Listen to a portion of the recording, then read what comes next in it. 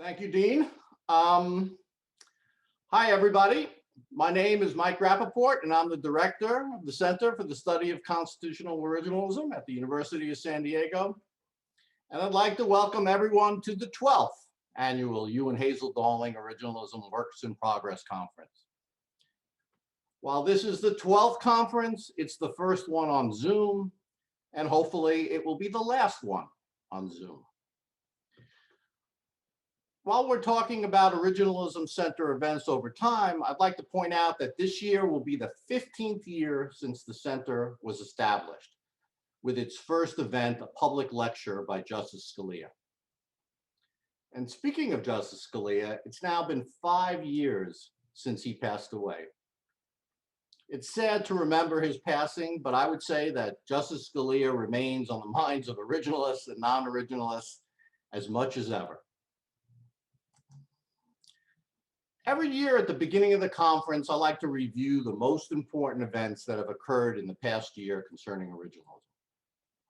This year, clearly the most important event involved the appointment of Amy Coney Barrett to Justice Ginsburg's seat. The appointment is important not merely because it replaces a progressive with a conservative, but because it replaces a strong non-originalist with a strong originalist, which significantly moves the court towards originalism. Justice Barrett appears likely to be a strong originalist, one whose commitment to originalism is of primary importance to her voting and reasoning. Now, one bit of evidence for her strong originalism is that Barrett was the justice in the modern period who was most clearly associated with originalism prior to her appointment. Some nominees had some minor association, others not much at all. But Barrett had a long paper trail, forthrightly indicating she was an originalist. As a result of this appointment, there are now 4 avowed originalists on the court: Thomas, Gorsuch, Kavanaugh, and Barrett. And that means there are now more originalists on the court than there are progressive non-originalists. More originalists than progressive non-originalists. That's simply amazing. When I graduated from law school, there was not a single originalist on the court. Some might regard this new situation as heaven, and some might regard it as hell. But when considered from the perspective of the 1980s, it hardly seems like the real world. Now, the existence of these originalist justices also means that originalists are the largest voting group on the court. The largest voting group, whatever it is likely to have an oversized effect. The influence of this group becomes even stronger since we'll often be joined by fellow travelers like Justice Alito and perhaps Chief Justice Roberts. The Barrett appointment, however, is also important because it's likely to take power away from Chief Justice Roberts. While Roberts is a marvelous craftsman and can sometimes write originalist opinions, he does not in the main seem to be an originalist. Now, before Barrett was appointed for a brief period, Roberts had tremendous power as both the Chief Justice and the median justice, but no longer. Kavanaugh, an originalist, is likely to be the median justice now. Yet there's a caution here because Justice Kavanaugh's originalism is by no means proven. Before his confirmation hearings, Kavanaugh did not describe himself as an originalist. And while he calls himself an originalist now, he votes most often with Chief Justice Roberts and second most often with Justice Alito, neither of whom I would describe as an originalist. If Kavanaugh is more like Roberts and less of an originalist than he is advertised, that changes things.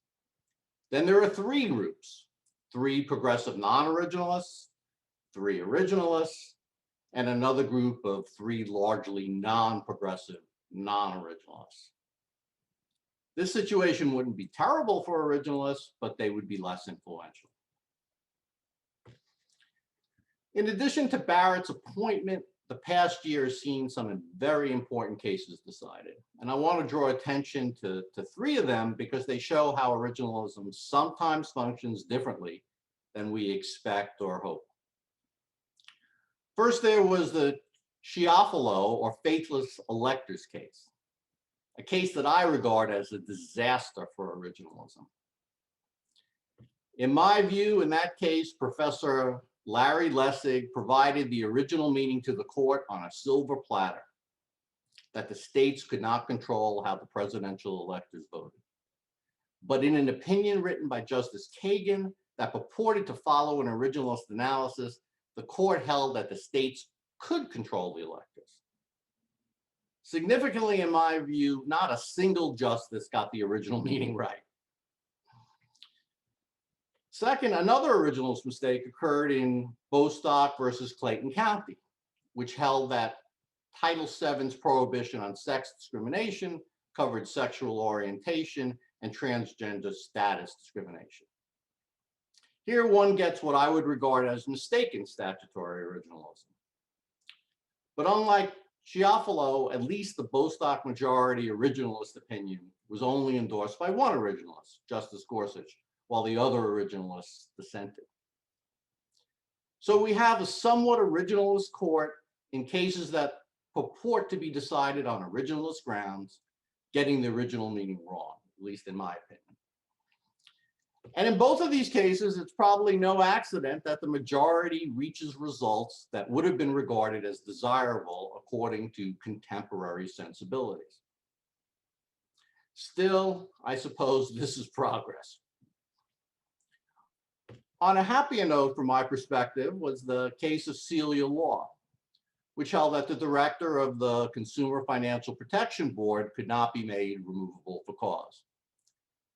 In that case, the Supreme Court did not overrule Humphrey's executor's holding that commissions could be made independent of presidential control, but instead construed the case narrowly in light of the original meaning. So Celia Law illustrates how originalism can have an important influence without overruling non-originalist cases.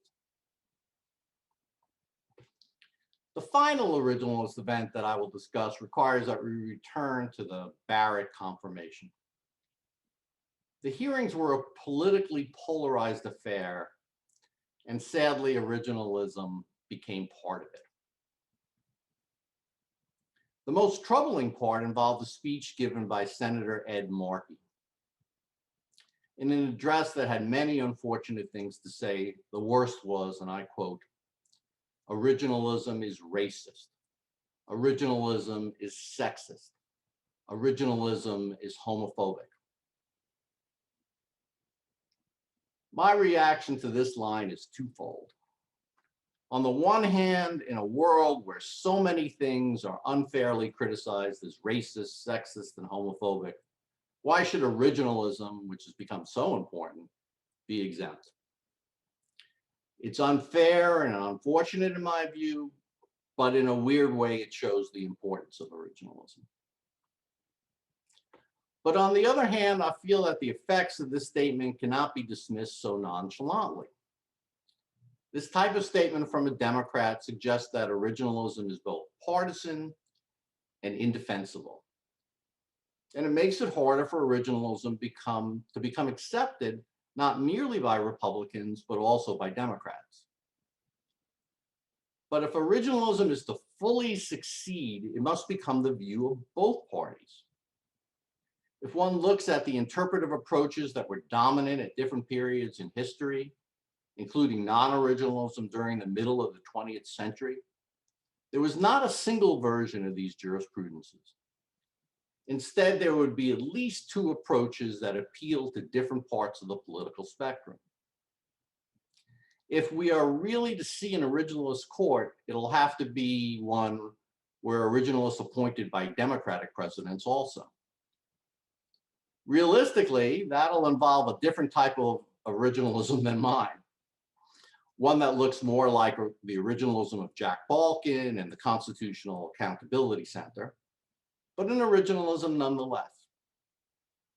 Calling originalism racist, sexist, and homophobic makes it harder for these and other progressives to be originalists. Well, putting together a conference of this sort involves a great deal of work, so I'd like to thank various people at this point. And first and foremost, I want to thank Mike Ramsey. Mike and I co-plan the conference every year. Um, we don't quite have it down to a science yet, but we do have a continuing plan, and I'm extremely grateful for his help. And I also want to thank Steve Smith, who assists with the conference as well. Thanks also go to Dean Robert Shapiro and former Dean Stephen Ferrulo for their support for both the conference and the center. In addition, I want to thank Stacy Groff, who does a million things in putting the conference together. And finally, I want to thank Rick Stack and the Hugh and Hazel Dawling Foundation for their generous support. Their grant to the center has made possible the continuation of this conference, as well as a host of other activities that the center runs.